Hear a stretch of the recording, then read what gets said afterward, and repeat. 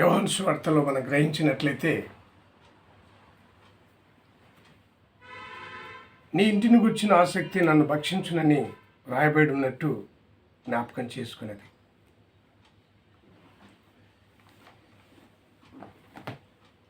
ప్రతి కుటుంబంలో తల్లి తండ్రి పిల్లలకు ఒక మాట చెప్తుంటారు. సూర్యోదయమున అవగానే అమ్మ నైనా లేవండి, పరుపులు ఎత్తండి,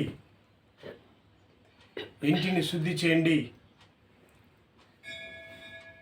మీ వస్త్రములు శుద్ధి చేసుకోండి, స్నానాలు చేయండి, సిద్ధపడండి. చదువుకున్న వారికి, ఉద్యోగం చేసేవారికి, ఏ విధమైన కార్యం చేసేవారికి ఇంట్లో తల్లిదండ్రి కొన్ని హెచ్చరికలు చేస్తుంటారు. ఆ హెచ్చరిక చేసినప్పుడు ప్రతి తండ్రి, ప్రతి కుమారుడు, ప్రతి కుమార్తె తల్లిదండ్రి మాటను ఎదురు చెప్పకుండా, నిజమే కదా, మా డాడీ మా మమ్మీ చెప్పే మాటలు మంచివే కదా, ఇల్లు ఇలా ఉండడం మంచిది కాదు కదా, ఈ పరుపులు ఎత్తాలి కదా, ఇల్లు శుద్ధి చేయాలి కదా అని చెప్పి ఎలా మనం గ్రహిస్తాము,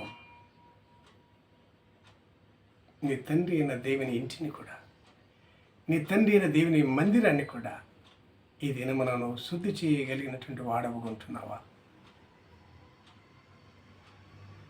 మందిరాన్ని అపరిశుద్ధంగా ఉంచుతున్నామా?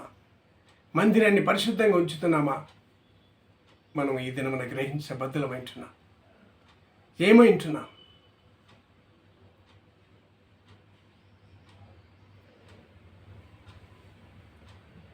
మందిరాన్ని అపరిశుద్ధంగా పెట్టి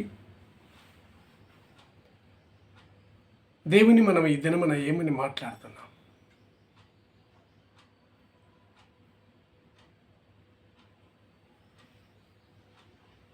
ఆలోచన అడగాలన్నట్టే, ఒక వ్యక్తి దగ్గరికి అపరిశుద్ధంగా వెళ్ళినప్పుడు ఆ వ్యక్తి నీకు ఆలోచన ఇవ్వడానికి కూడా ఇష్టపడడు. నీవు శుద్ధిపరచుకొని, నీ దేహాన్ని శుద్ధిపరచుకొని, నీ వస్త్రాన్ని శుద్ధి చేసుకొని, వారి ఎదుట నువ్వు కాంతివంతంగా దర్శనమిస్తేనే, కనపడితేనే కదా అతడు నీకు గౌరవం ఇచ్చేది, మర్యాద ఇచ్చేది, కూర్చొని మాట్లాడిచ్చేది, ఆలోచన చెప్పేది. ఈ దినమన నీ తండ్రి అయిన దేవుని ఇల్లు, మందిరం ఇలా అపరిశుద్ధంతో నువ్వు కనపరుస్తావా? ఏ రీతిగా నీవు సిద్ధపడుతున్నావు తన మందిరాన్ని అలంకరించడానికి, నీ తండ్రి అయిన దేవుని మందిరాన్ని అలంకరించడానికి? నీవు అలంకరించుకొని నీ తండ్రి అయిన దేవుని మందిరాన్ని ఎలా అలంకరిస్తున్నావు, ఎలా గణపరుస్తున్నావు, ఎలా స్తుతియాగం చెల్లిస్తున్నావు, ఎలా వర్షిప్ చేస్తున్నావు, ఎలా ఆరాధిస్తుంటున్నావు? ఈ దినమున హెచ్చరిక చేస్తుంటున్నాడు.